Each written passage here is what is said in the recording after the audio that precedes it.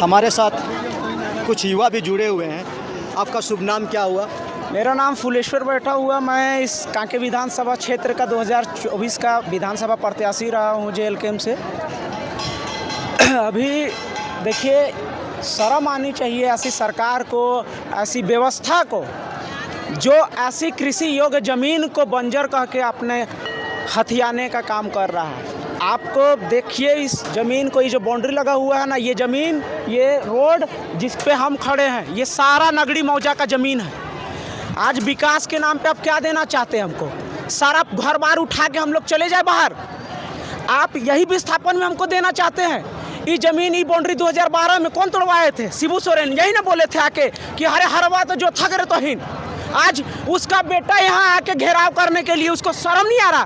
बाप मर गया, आज उसको हम लोग शहीद कर रहे हैं, आज हम लोग उसका अमर रहे का नारा लगा रहे हैं। उन्होंने इस ज़मीन को रोकने के लिए, हल चलाने के लिए आए, और आज उनका सुपुत्र इस ज़मीन को बचाने के बजाय इनको और गैर अथी बंजर बता रहा है। अरे भाई, आप सामने देखिए, हरा हरा धान लहरा रहा है। कल करम है, कल परसों में 2 तारीख को, कल को वहाँ लोढ़ने आएंगे हम लोग।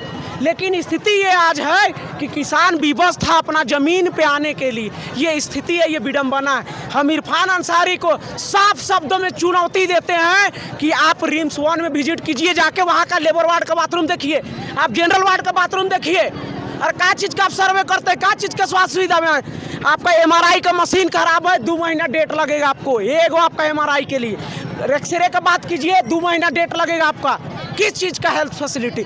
आज मेरे ज़मीन पे BAU बना है, एग्रीकल्चर आपका बना हुआ है, NLU बना है, CIP है, रिनपास है, CMPDI है, ISEM है, ट्रांसपोर्ट नगर बना, आपका ITBP बना, CUJ है, IIIT है। यहाँ से आगे बढ़िएगा आप तो उधर BIT जाइए, इधर रिम्स जाइए, उसके आगे जाइए CMPDI जाइए, खलारी जाइए, कोलवरी है। पूरा कांके विधानसभा को लूट लीजिए।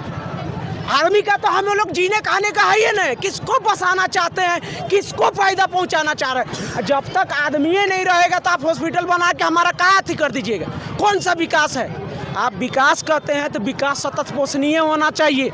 जो आप सिलेबस 7 में पढ़ाया जाता है, आप कक्षा 9 में सतत पोषणीय विकास का इकोनॉमिक्स में पढ़ाया जाता है, उसको पढ़िए जाके कि सतत पोषणीय विकास क्या होता है। लेकिन आज यहाँ केवल और केवल राजनीतिक रोटी सेकने के लिए, मंत्री लोग अंडर द टेबल पैसा कमाने के लिए ऐसा भोला भाला। आज इरफान अंसारी क्या बोले थे खुले मंच में कि हम राजनीतिक में नहीं झुकेंगे। क्यों नहीं झुके जी आप जी? जहाँ सर्वे किए वो ज़मीन किसका था? BAU का। वो ज़मीन किसका था? रिनपास का था। वहाँ आप बड़ा संस्था से नहीं सके, यहाँ आ गए ग्रामीण के पास। ग्रामीण लोग कैसे सकेगा? इन लोग के पास में खाने का अपना एक आदमी जुटता नहीं है, ये लोग कहाँ से सकेगा? आ गया ग्रामीण का लूटने के लिए। यहाँ का BDO, यहाँ का CO बनाया गया। आप रिपोर्ट देखिएगा, मेरे पास बाकायदे मैं सबूत दूंगा कि पुराना रिपोर्ट में लिखा गया, जब इस ज़मीन का अनुशंसा किया गया 127 एकड़ 6 डिसमिल, उसमें से गरमजरुआ ज़मीन को हटा दीजिए, उसको अथी किया तो उसमें लिखा गया है कि यहाँ लगातार खेती होते आता है। उस लाइन को कटवाया गया, स्पेशल उस लाइन को कटवाया गया और वहाँ लिखवाया गया कि यहाँ खेती नहीं होता है, घेरा हुआ। आप सोचिए कि ये हमारा प्रशासन यहाँ पे ऐसा इस्तेमाल कर रहा है। प्रशासन का पूरा दुरुपयोग किया जा रहा है, अपने शक्तियों का दुरुपयोग किया जा रहा है। आज लोकतंत्र में आज तानाशाही देखने को मिल रहा है। तो ऐसा क्यों लगता है? हम सब लोकतंत्र में जी रहे हैं और यहाँ कहते भी हैं कि ये अबुआ सरकार है, तो फिर भी आप उन पे आरोप लगा रहे हैं। ये अबुआ सरकार नहीं, देखिए ये अबुआ सरकार नहीं, भड़ुआ सरकार है।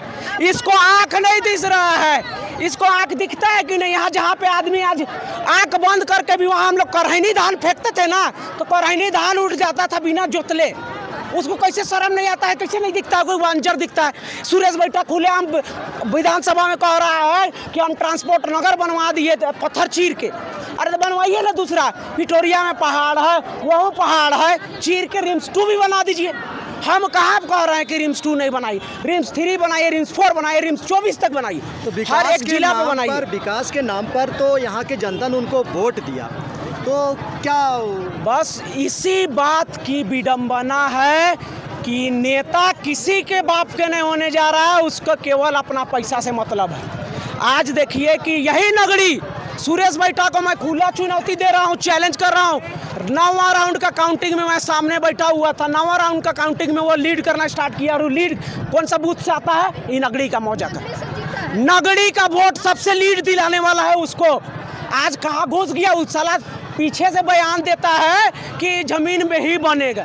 अरे शर्म आना चाहिए। सबसे पहले तो आपको सर्वे करके अपने मंत्री को रिपोर्ट देना चाहिए था कि भाई नहीं, जमीन ग्रामीण का है, खेती योग्य है, और जमीन है खाली पड़ा हुआ गरमजरुआ है जिसको आज लूट रहा है लोग, भू माफिया प्रवृत्ति का लोग लूट रहा है। लेकिन आज भू माफिया लोग को नहीं तंज कसा जा रहा है, आज क्या किया जा रहा है, तो जो उपजाऊ जमीन है उसको लूटा जा रहा है। ये हमारा झारखंड की विडंबना है, ये हमारे आदिवासी सरकार की विडंबना है, ये हमारे अबुआ सरकार की विडंबना। यहाँ के लोग या यहाँ के नेता जितने भी हैं वे लोग तो देखते हैं कि ज़मीन पे ही काम करते हैं और नेता बनते हैं, ऐसा क्या?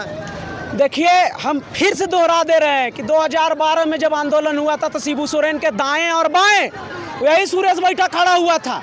उनको याद नहीं होगा, याद करवा दीजिए, हम बोल देते हैं। लेकिन आज कैसे उसको आंख नहीं दिशा ये ज़मीन पे कि कह दिया कि उसी पे बनना चाहिए। अरे भाई बनाइए ना, हम कह रहे हैं। जहाँ पे आप सर्वे किए हैं कैंसर हॉस्पिटल के अपोजिट में खाली ज़मीन पड़ा हुआ, वहाँ अवैध कब्जा किए हुए हैं लोग, जिस पे घास बुना जा रहा है, बनाइए। हम कहाँ विरोध कर रहे हैं? हम तो चाहते हैं कि हमारा स्कूल बने 1 ग्रेड का, हमारा हॉस्पिटल बने, स्वास्थ्य सुविधा बने। हम तो सबके लिए रोज़ हम बता दे रहे, विश्वास नहीं कीजिएगा, हर दिन रिम्स से फ़ोन आता है कि भैया थोड़ा सा फ़ोन करके डॉक्टर को बोल दीजिए ना मेरा यहाँ एडमिट है। दुर्भाग्य देखिए, ऐसा असहाय महसूस करते हैं वहाँ पे कि एक जानते हैं कि एक नॉर्मल पेशेंट जाता है ना तो उसको भी पैरवी करवाना पड़ता है, ऐसा स्थिति है। लेकिन जो बनना चाहिए, जहाँ पे सही मैनेजमेंट होना चाहिए वहाँ नहीं। आज रिम्स यही रिम्पा से मेरा खड़ा, यहाँ 136 एकड़, यहाँ 134 करोड़ का प्रोजेक्ट को 36 करोड़ का हो गया, और वहाँ पैसा दाब के बैठ गया वहाँ का डायरेक्टर लोग। कहाँ कुछ कार्रवाई हो रहा है, खाली पैसा और कच्चा को मारता है ये लोग, बड़ लोग। ये मेरा बना हुआ BAU बनता है 1956 के बात करते हैं हम, ये बना है 2012 में। हमारा कितना नगड़ी का, मेरा कितना सुगुरुटू का, मेरा कितना काके का बच्चा जो जुड़ती है यहाँ, जिसका जमीन गया उसका एक को बच्चा पढ़ा हो तो हम चैलेंज करते हैं, एक बच्चा नहीं मेरा पढ़ा है। नहीं तो मेरा हर घर से आज एक नौकरी होता, हर घर में मेरा एग्रीकल्चर इंजीनियर होता, वेटनरी डॉक्टर होता, एक मेरा MBBS करके डॉक्टर होता, BIT मेसरा में मेरा इंजीनियर निकलता। लेकिन आज 70 साल बीतने जा रहा है, मेरा क्षेत्र का एक बच्चा ना है। वह तो ऐसा क्या कारण है जिस कारण से आपके क्षेत्र के लोग यहाँ का नेता, सबसे पहला बात, और हम तो अपना चूल्हा प्रति नेता को भी कह देते हैं कि जब वोट दिलवाने लगते हैं ना, शर्म कीजिए उसको। आज अगर वोट देते हैं तो कॉलर धर के बोलिए कि हम दिए हैं, हमरा कोई पार्टी का सरकार हमरा मतलब नहीं, हम तोरा जिताए हैं तो तू हमरा लिए कर, और नहीं है तो हम तोरा अब समझते भी नहीं है कि तू हमरे लिए है, तुमको हम वोट देंगे। अरे तुम्हारे लिए हम दिन रात खटेंगे, हम तेल जला के तुम्हारे पीछे घूमेंगे। क्या मिलता है हमको कि हम अपना बच्चा का भविष्य के लिए ही ये बात कहते हैं कि हम तो किसी तरह मर गए, जी रहे हैं, हमारा जीवन कट गया, आधा उम्र कट गया, लेकिन हमारा आने वाला जो बच्चा है वो आज अच्छे से तरक्की करे कि मेरा आने वाला पीढ़ी सुधरे। लेकिन यहाँ का जो नेता है केवल और केवल सत्ता में आने के बाद में पैसुआ से मोह हो जाता है, अपना छुआ लोग को देखने लगता है कि हमारा छुआ को कहाँ सेट करेंगे। हर नेता मंत्री का बेटा बेटी को देख लीजिएगा, कोई JPSC पास कर लेता है, कोई सिविल सर्विस पास कर लेता है, और हम लोग ग्रामीण जो दिन और रात मेहनत करते हैं, एक एक दिन कहते हैं ना, एक किताब को 2 टुकड़ा कर कर के पढ़ाई करने वाले हैं हम लोग, ये स्थिति है। और उन लोग को आज कहाँ रुकता है, तब जब नौकरियाँ बेची जाती हैं। आज सरकार में आने के बाद भी कितना दिन आवाज़ उठाया रोजगार के लिए, यहाँ का बच्चा के लिए।